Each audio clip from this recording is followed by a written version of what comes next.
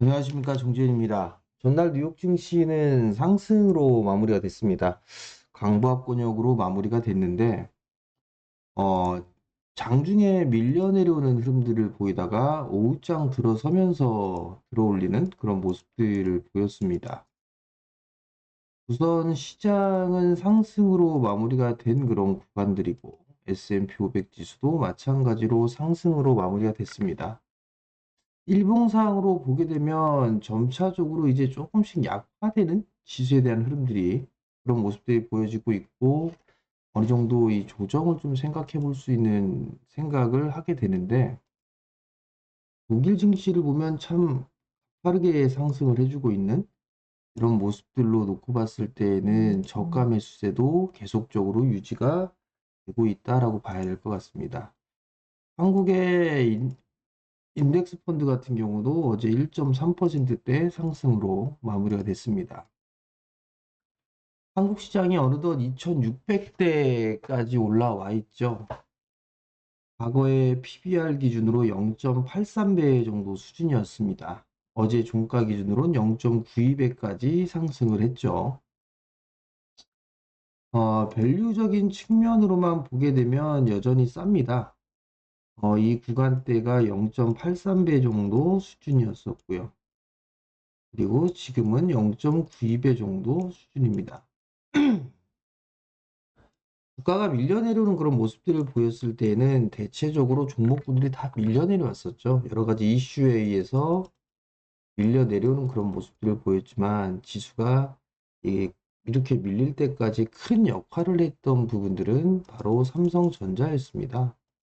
삼성전자가 계속적으로 외국인의 매도세에 주가가 밀리는 그런 모습들을 보였었죠.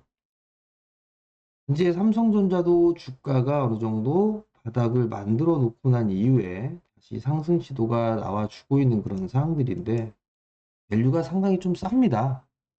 그렇기 때문에 삼성전자의 반등은 추가적으로 이어지지 않을까 그렇게 좀 보여지고 있습니다.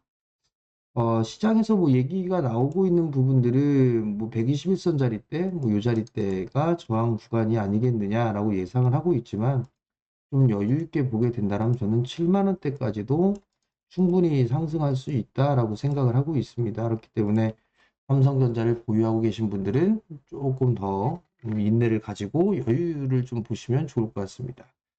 최근에 시장의 흐름들을 보게 되면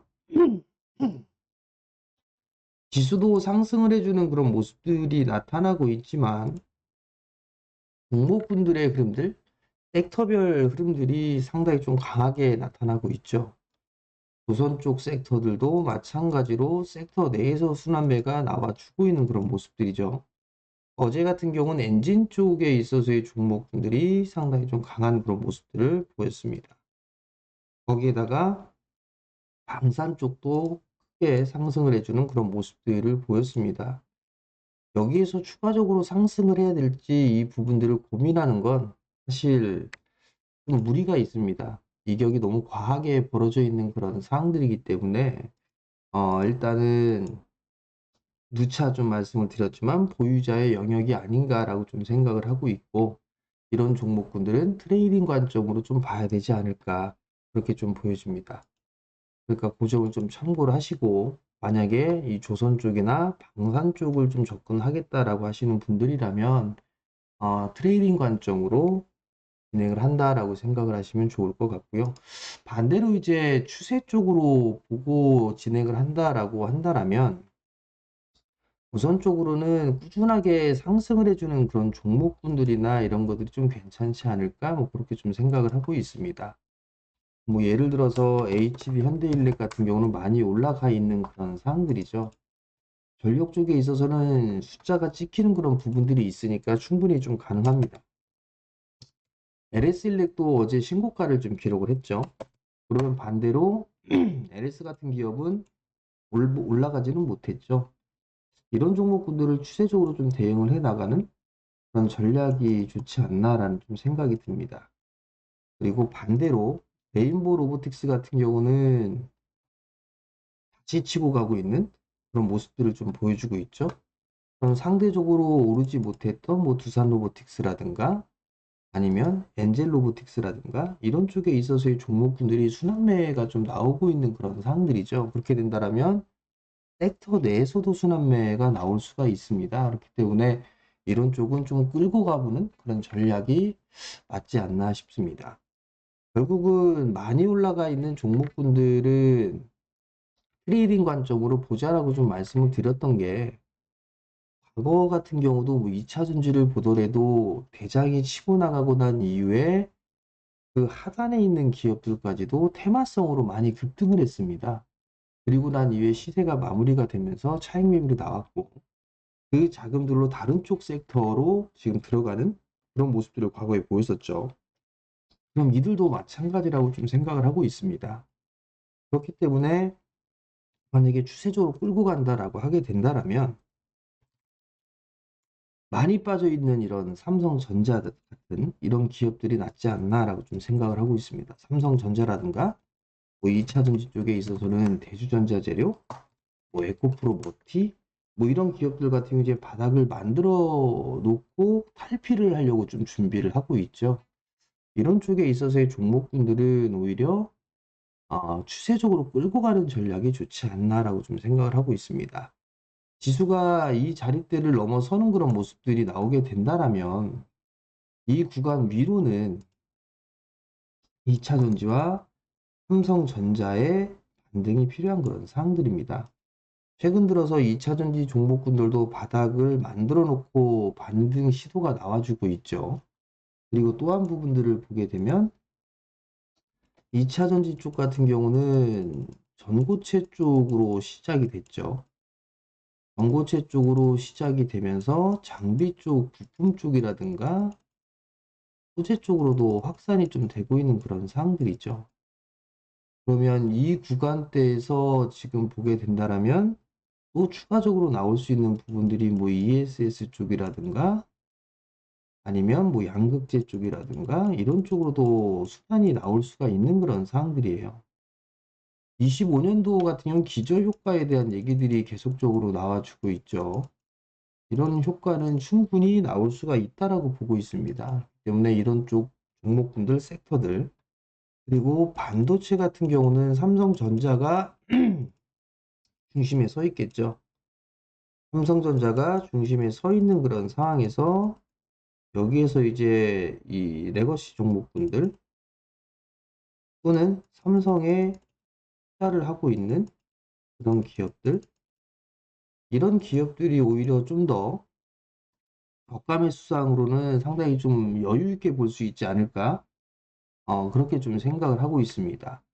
삼성전자 쪽에서 추진하려고 하는 그런 부분들이 상당히 좀 많죠. 뭐 온디바이스 AI라든가 이런 쪽에 있어서도 관심을 가지고 봐도 좋지 않을까 싶어요. 결국 이들 기업들이 주가가 하단 자리대에 있는 그런 상황들이기 때문에 지수가 추가적으로 상승이 나오려면 이들 2차 전지와 반도체가 상승을 해줘야 된다라는 점, 이 부분들이 중요하지 않나라고 좀 생각을 하고 있습니다. 결국은 투자와 트레이딩을 병행하는 게 좀 좋다. 이렇게 좀 보시면 좋을 것 같아요. 오늘 같은 경우도 뭐 로봇 쪽이나 로봇 쪽이라든가 인공지능 이쪽의 순환매는 계속적으로 좀 나오지 않을까 싶어요. 그리고 어제도 좀 강했었던 우주항공 쪽 섹터도 이벤트가 많이 남아 있죠. 그렇기 때문에 여전히 좀 관심권이 아닌가라고 보여지고요. 최근 주춤하고 있는 바이오 쪽 섹터 같은 경우도 이제는 눌림목 구간 하단 자리대에 좀 진입한 게 아닌가라고 좀 보여집니다. 그렇기 때문에 이런 섹터들을 바이오 섹터 같은 경우도 관심을 가지고 봐도 좋지 않을까, 그렇게 좀 보여지고 있습니다. 그리고 반대로 트레이딩을 해야 된다는 부분들은 많이 올랐기 때문이죠. 좋은 부분들은 다 알고 있어요. 그런 상황이 많이 올랐기 때문에 조선이라든가 부산 이런 쪽 섹터들 같은 경우는 트레이딩 관점으로 좀 보는 그런 전략이 좀 좋을 것 같습니다. 조선 쪽 같은 경우도 뭐 엔진 쪽이 있고 기자재가 있고 이런 부분들에 있어서 섹터 내에서 순환매가 좀 나올 수도 있는 그런 상황들이에요. 그렇기 때문에 이러한 부분들까지 확산이 좀 될 수가 있을 것 같고요. 방산 쪽도 마찬가지죠. 제법 많이 올랐던 부분들이 있기 때문에 트레이딩 관점으로 보는 전략이 좋지 않나라고 좀 보여집니다.